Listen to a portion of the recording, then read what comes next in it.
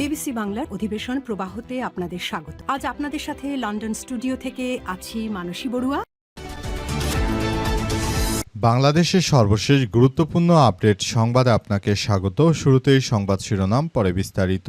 প্রথমেই জানাবো, হাসিনাকে দেশে ফিরে এনে ইলেকট্রিক শক দেওয়ার দাবি এক এমপির। বাংলাদেশের ক্ষমতাচ্যুত সাবেক প্রধানমন্ত্রী হাসিনাকে দেশে ফিরে এনে তাকে ইলেকট্রিক শক দেওয়ার দাবি করেছেন সংরক্ষিত মহিলা আসনের একজন সংসদ সদস্য। আজ ত্রয়োদশ জাতীয় সংসদের অধিবেশনে তিনি এসব কথা জানিয়েছেন। সংরক্ষিত আসনের সংসদ সদস্য বিএনপির নেত্রী রেহেনা আক্তার রানু তিনি বলেন, কয়েকদিন আগে আমরা দেখতে পেলাম যে আয়নাঘরে একটা ইলেকট্রিক চেয়ার দেখলাম, যেটাতে বসে বিরোধী দলের নেতাকর্মীদের ইলেকট্রিক শক দেয়া হতো।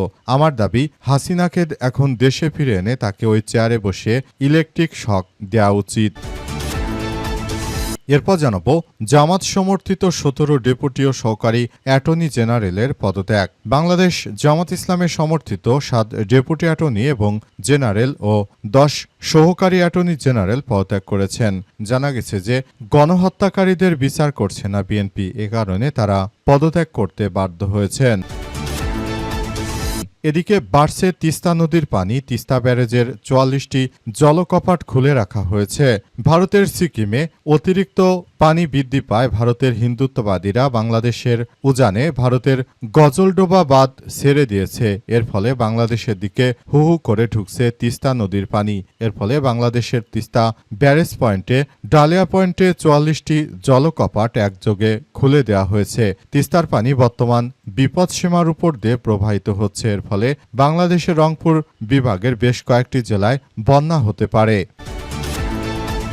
এবারে জানাবো, চতুর্থ শ্রেণীর ছাত্রীকে ধর্ষণের পর ছুরি দেখিয়ে হুমকি, যুবক গ্রেপ্তার। নেত্রকোনার মোহনগঞ্জ উপজেলায় চতুর্থ শ্রেণীর এক ছাত্রীকে ধর্ষণের পর ধারালো ছুরি দেখে প্রাণনাশের হুমকি দেওয়া হয়। এই ঘটনায় করা মামলায় অভিযুক্ত মুন্না মিয়া নামের এক যুবককে গ্রেপ্তার করেছে পুলিশ।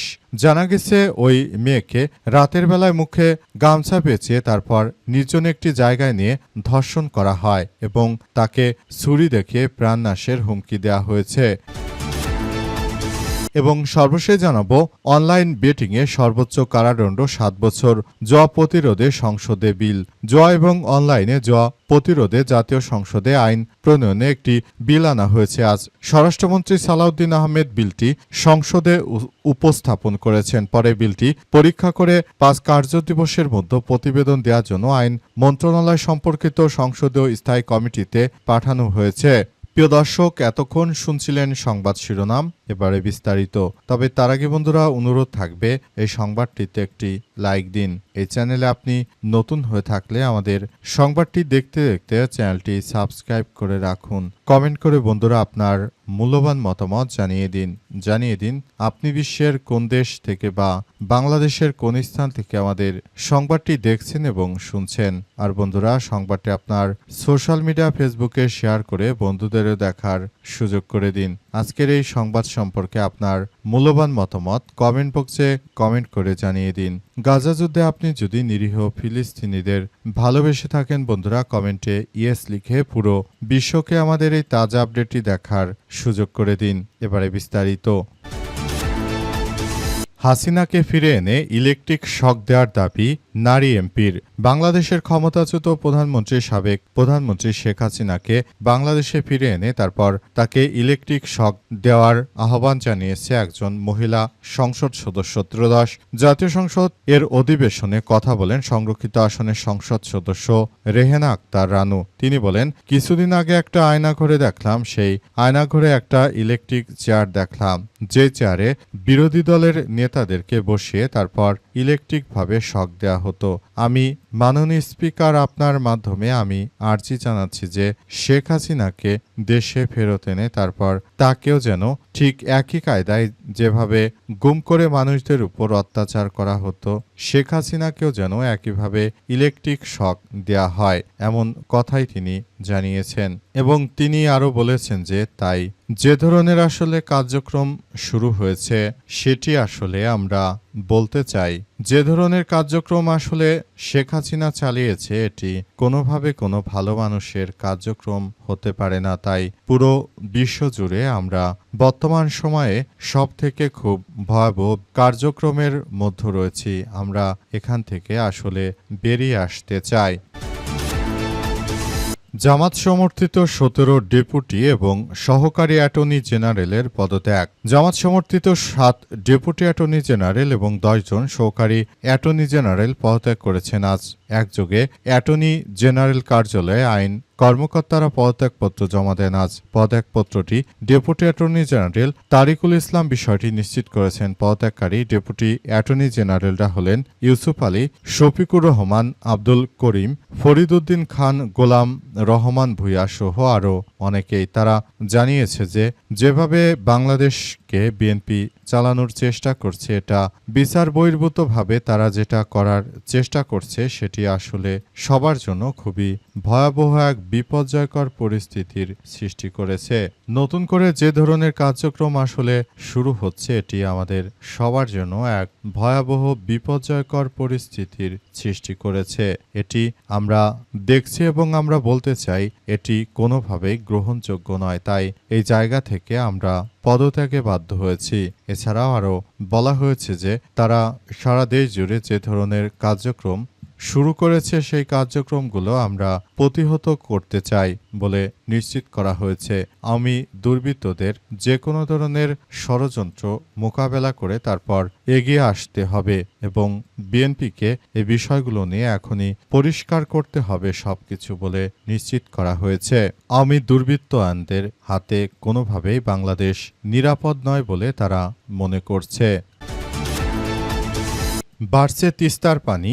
তিস্তা ব্যারেজের ৪৪ জলকপাট খুলে রাখা হয়েছে।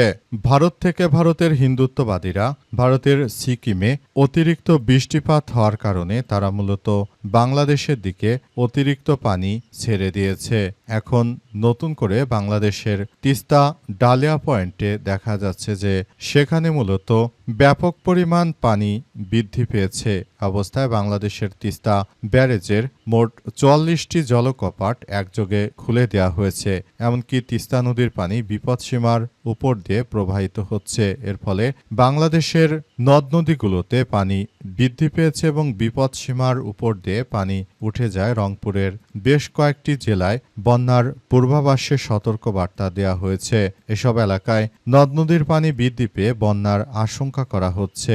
বাংলাদেশের কুড়িগ্রাম সহ আরও রংপুরের বেশ কয়েকটি জেলায় এই বন্যার সৃষ্টি হতে পারে। পাশাপাশি যেসব তিস্তা পার্শ্ববর্তী যেসব জেলা রয়েছে সেগুলোর প্রতিটিতে এই বন্যার পানি ঢুকে যেতে পারে। ভারতের হিন্দুত্ববাদীদের গজলডোবা বাঁধ ছেড়ে দেয় বাংলাদেশের তিস্তা অঞ্চলের পানি আসলে নিচের দিকে ব্যাপক পরিমাণ বইতে শুরু করেছে। আর এই তিস্তার পানি বয়ে যাওয়ার কারণে মূলত দেশ জুড়ে এক ভয়াবহ বিপর্যয়কর পরিস্থিতির সৃষ্টি হতে পারে। সুনামগঞ্জ, সিলেট সহ আরও বেশ কয়েকটি জায়গায় অতিরিক্ত ভারত পানি ছেড়ে দেওয়ার কারণে বাংলাদেশে এই সমস্যাগুলো সৃষ্টি হতে পারে। তাই ইতিমধ্যে প্রশাসনের পক্ষ থেকে বিষয়গুলো নিয়ে সবাইকে উচ্চ সতর্কতায় রাখা হয়েছে। বিষয়গুলো অত্যন্ত গুরুত্বপূর্ণ আকারে দেখা হচ্ছে। চতুর্থ শ্রেণীর ছাত্রীকে ধর্ষণের পর ছুরি দেখিয়ে হুমকি, যুবক গ্রেপ্তার। নেত্রকোনার মোহনগঞ্জ উপজেলায় চতুর্থ শ্রেণীর ছাত্রীকে ধর্ষণের পর ধারালো ছুরি দেখিয়ে প্রাণনাশের হুমকি দেওয়া হয়েছে। এই ঘটনায় করা মামলায় অভিযুক্ত মুন্না মিয়া নামের এক যুবককে গ্রেপ্তার করেছে র্যাব। আজ ভোর ৫টার দিকে জেলা শহর থেকে তাকে গ্রেপ্তার করা হয়। পরে সকালে তাকে মোহনগঞ্জ থানায় হস্তান্তর করা হয়েছে। গ্রেপ্তার মুন্না মিয়া বয়স ২৫, মোহনগঞ্জ উপজেলার সোয়াইর ইউনিয়নের রানাহিজল গ্রামের শহীদ আলমের ছোটনের ছেলে। মোহনগঞ্জ থানার ওসি হাফিজুল ইসলাম হারুন এই তথ্য নিশ্চিত করে বলেছেন যে আইনি প্রক্রিয়া শেষে মুন্নাকে আদালতে পাঠানো হয়েছে। র্যাব পুলিশ ও স্থানীয় সূত্র থেকে জানা গেছে যে ঘটনার পর শিশুর বাবা ও ফুফু অভিযুক্ত মুন্নার বাবার কাছে বিচার চাইতে যান। অভিযুক্তের বাবা ঘটনাটি শুনে ক্ষিপ্ত হয়ে ওঠেন এবং বিষয়টি ধামাচাপা দেওয়ার জন্য ভুক্তভোগী পরিবারকে চরম ভয়ভীতি দেখান এবং হুমকি দেন। পরে রাতে এই ঘটনার ভুক্তভোগী বাবা বাদী হয়ে মুন্নার বিরুদ্ধে মোহনগঞ্জ থানায় অভিযোগপত্র দায়ের করেছেন। জানা গেছে যে শিশুটির পরিবার অত্যন্ত দরিদ্র এবং অসহায়, সম্পত্তি না থাকায় তারা গ্রামে অন্যের বাড়িতে বসবাস করে। 12 জুন রাত 10টার দিকে শিশুটি প্রকৃতির ডাকে সাড়া দিতে ঘরের বাইরে যায়। সময় সেখানে ওত পেতে থাকা প্রতিবেশী মুন্না শিশুটিকে মুখে গামছা দিয়ে পেঁচিয়ে টেনে হিঁচড়ে পাশের একটি পরিত্যক্ত রান্নাঘরের ভেতরে নিয়ে যায়। এরপরই তাকে সেখানে ধর্ষণ করা হয়।